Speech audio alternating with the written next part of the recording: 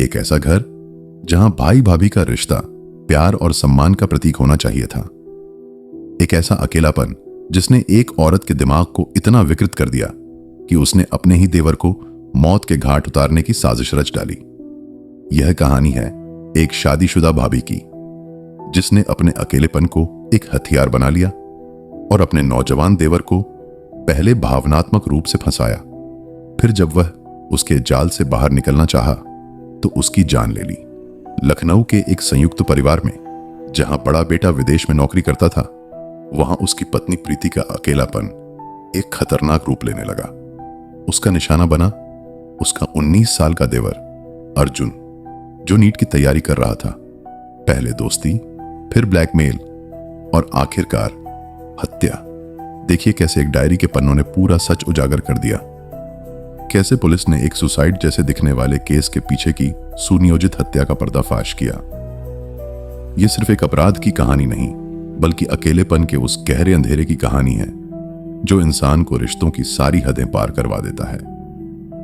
सुनिए, शादीशुदा भाभी ने देवर को फंसाया, उसके बाद अकेलेपन का फायदा उठाया। इस भयावह और मनोवैज्ञानिक अपराध की पूरी कहानी। लखनऊ के एक छोटे से इलाके में सिंह परिवार का 2 मंजिला मकान सुबह की चहल पहल में डूबा हुआ था।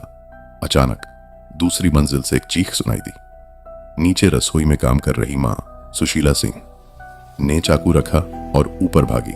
उसका छोटा बेटा अर्जुन 19 वर्ष अपने कमरे के फर्श पर लहूलुहान पड़ा था। उसकी छाती पर चाकू का एक गहरा घाव था। उसकी आंखें खुली थीं, लेकिन जीवन नहीं था। उसके हाथ में एक कागज का टुकड़ा कसकर भींचा हुआ था। सुशीला की चीख सुनकर पड़ोसी दौड़े आए। पुलिस को बुलाया गया। इंस्पेक्टर राघवेंद्र सिंह जब मौके पर पहुंचे तो उन्होंने एक दुखी परिवार देखा। सुशीला 50 वर्ष बेहोशी की हालत में थी। पिता हरप्रीत सिंह 55 वर्ष सदमे में चुपचाप एक कोने में बैठे थे, और घर की बहू प्रीति 28 वर्ष, जो अर्जुन की भाभी थी, वह भी रो रही थी, लेकिन उसका रोना एक अजीब तरह से नियंत्रित लग रहा था। अर्जुन का शव पोस्टमार्टम के लिए भेजा गया।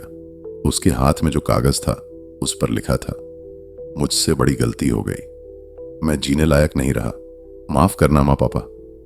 अर्जुन, यह एक सुसाइड नोट जैसा लग रहा था।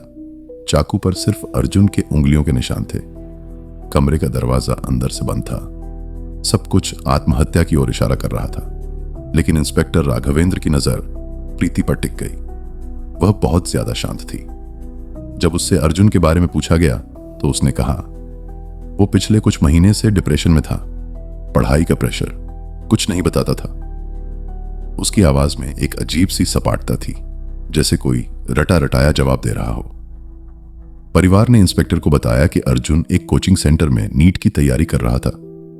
उसका बड़ा भाई राहुल 30 वर्ष, प्रीति का पति, दुबई में नौकरी करता था और साल में सिर्फ 2 बार घर आता था। घर में सिर्फ मां बाप, अर्जुन और प्रीति रहते थे। इंस्पेक्टर ने अर्जुन के कमरे की तलाशी ली। किताबें, नोट्स, सब कुछ व्यवस्थित था, लेकिन एक ड्रॉवर में किताबों के नीचे एक डायरी मिली। उसमें पिछले 6 महीने की एंट्रीज थीं। शुरुआती पन्नों में पढ़ाई की टेंशन थी, लेकिन धीरे धीरे एक नाम बार बार आने लगा, प्रीति दीदी। एक पन्ने पर लिखा था, आज दीदी ने मेरे सिर पर हाथ फेरा। उन्होंने कहा, तुम बहुत अकेले रहते हो, मैं तुम्हारी केयर करूंगी। उनका हाथ गर्म था, अजीब सा लगा। दूसरे पन्ने पर, रात को मैं बुखार में था, दीदी मेरे कमरे में आई। उन्होंने मेरा माथा छुआ, फिर उन्होंने मुझे गले लगा लिया, बहुत टाइट।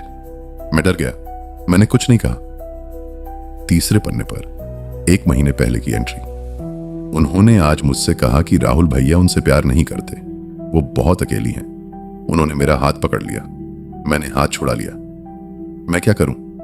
मैं भैया को बताना चाहता हूं, लेकिन दीदी कहती हैं कि भैया उन पर विश्वास नहीं करेंगे, वो कहेंगे मैं झूठ बोल रहा हूं। आखिरी एंट्री, मौत से 3 दिन पहले वो मुझे ब्लैकमेल कर रही हैं। उन्होंने कहा है कि अगर मैंने उनकी बात नहीं मानी तो वो सबको बता देंगी कि मैंने उनके साथ छेड़खानी की है। सब मुझे ही गलत समझेंगे। माँ पापा का सिर शर्म से झुक जाएगा। मैं फंस गया हूं, कोई रास्ता नहीं दिख रहा। यह डायरी सब कुछ बदल देने वाली थी। ये आत्महत्या नहीं बल्कि ब्लैकमेल, डर और एक युवा लड़के के फंस जाने की कहानी थी। इंस्पेक्टर ने प्रीति को दोबारा बुलाया, उससे डायरी के बारे में पूछा। प्रीति का चेहरा पल भर के लिए सफेद पड़ गया, लेकिन फिर वह तुरंत संभल गई। यह सब झूठ है। अर्जुन को मेरे ऊपर क्रश था। वो खुद ही ये सब फंतासी लिखता रहता था। मैंने उसे कई बार समझाया कि मैं उसकी भाभी हूं, लेकिन वो मानता नहीं था। शायद इसी गिल्ट में उसने आत्महत्या कर ली। उसका जवाब तैयार था, जैसे पहले से रटा हुआ हो। इंस्पेक्टर राघवेंद्र ने 2 दिशाओं में काम शुरू किया। पहला, अर्जुन के दोस्तों और कोचिंग सेंटर के साथियों से बात की। दूसरा, प्रीति के मोबाइल फोन की डिटेल जांच की। अर्जुन के सबसे करीबी दोस्त आकाश ने बताया, अर्जुन पिछले 3 महीने से बहुत परेशान था। वह कहता था कि उसकी भाभी उसे परेशान करती है। एक बार तो उसने कहा था, वो मुझे अकेले में फंसा लेती है और अजीब बातें करती है।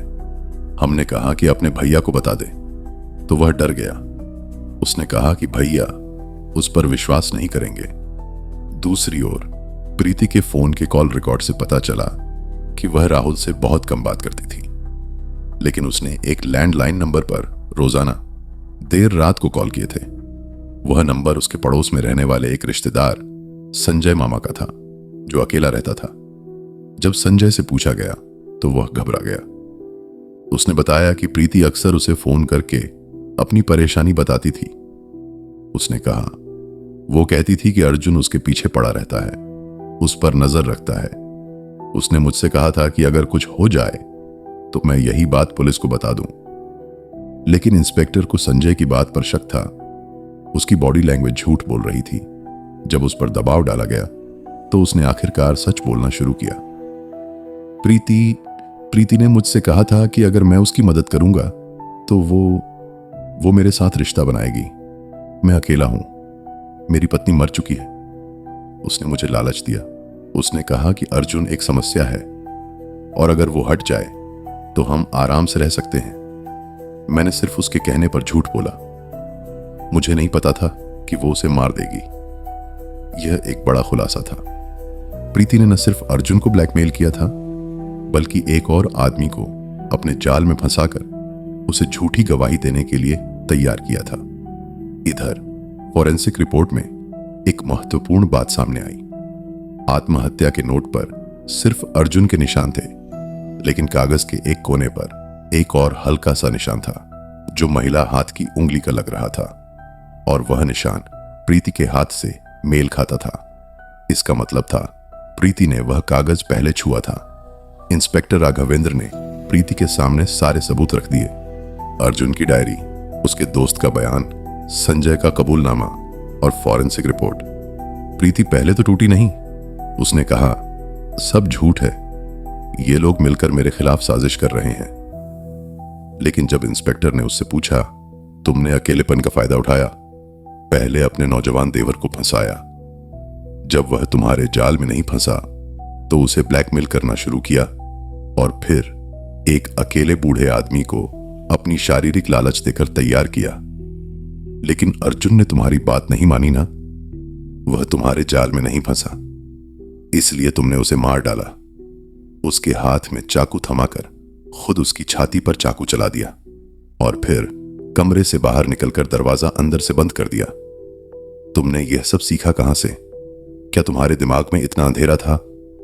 प्रीति का बचाव टूट गया। वह जोर जोर से रोने लगी। आखिरकार उसने सब कुछ कबूल कर लिया। उसकी कहानी डरावनी थी। शादी के बाद से ही वह अकेलापन महसूस करती थी। राहुल का ध्यान सिर्फ पैसे कमाने पर था। जब अर्जुन घर आया तो उसने एक मौका देखा, एक नौजवान भोला भाला लड़का जिस पर वह अपना प्रभाव जमा सकती थी। पहले उसने दोस्ती का हाथ बढ़ाया, फिर धीरे धीरे उसे भावनात्मक रूप से फंसाना शुरू किया। लेकिन अर्जुन ने उसकी अग्रिम ठुकरा दी। वह डर गया। तब प्रीति ने ब्लैकमेल का रास्ता अपनाया। लेकिन अर्जुन ने आखिरकार डायरी लिखनी शुरू कर दी, और प्रीति को डर हुआ कि कहीं वह यह सब किसी को न बता दे। उस रात वह अर्जुन के कमरे में गई। उसने फिर से कोशिश की। अर्जुन ने कहा, मैं कल सबको सच बता दूंगा, मैं और नहीं डरता। यह सुनकर प्रीति की सारी योजनाएं धरी की धरी रह गईं। गुस्से और डर में उसने रसोई से चाकू उठाया। अर्जुन ने संघर्ष किया, लेकिन प्रीति ने उसकी छाती में चाकू घोंप दिया। फिर उसने अर्जुन की उंगलियों पर चाकू के निशान लगवाए, एक नकली सुसाइड नोट लिखवाया जिसे उसने पहले से तैयार किया था, और कमरे से बाहर निकलकर दरवाजा अंदर से बंद कर दिया। वह निशान जो दरवाजे के अंदर के हैंडल पर मिला वह प्रीति का ही था। प्रीति को गिरफ्तार कर लिया गया। संजय को भी गवाही में बदलाव करने और पुलिस को गुमराह करने के आरोप में हिरासत में लिया गया। राहुल दुबई से वापस आया। उसे जब पता चला कि उसकी पत्नी ने उसके छोटे भाई की हत्या की है तो वह टूट गया। सिंह परिवार एक बार फिर से नहीं जुड़ पाया। प्रीति के मुकदमे में उसके वकील ने तर्क दिया कि वह लंबे अकेलेपन और भावनात्मक उपेक्षा से पीड़ित थी, लेकिन जज ने कहा कि यह उसके अपराध को कम नहीं करता। एक नौजवान की जान लेने और फिर उस पर आत्महत्या का झूठा आरोप लगाने की साजिश एक गंभीर अपराध था। प्रीति को आजीवन कारावास की सजा सुनाई गई। यह कहानी सिर्फ एक हत्या की नहीं है, यह उस अकेलेपन की कहानी है जो इंसान को विकृत कर देता है, उस लालच की कहानी है जो रिश्तों को जहर बना देता है, और उस मासूमियत की कहानी है जो एक युवा लड़के की जान ले बैठी। यह याद दिलाती है कि कभी कभी सबसे बड़ा खतरा उन लोगों से होता है जिन पर हम सबसे ज्यादा भरोसा करते हैं, और अकेलापन अगर सही दिशा ना मिले तो एक घातक हथियार बन सकता है।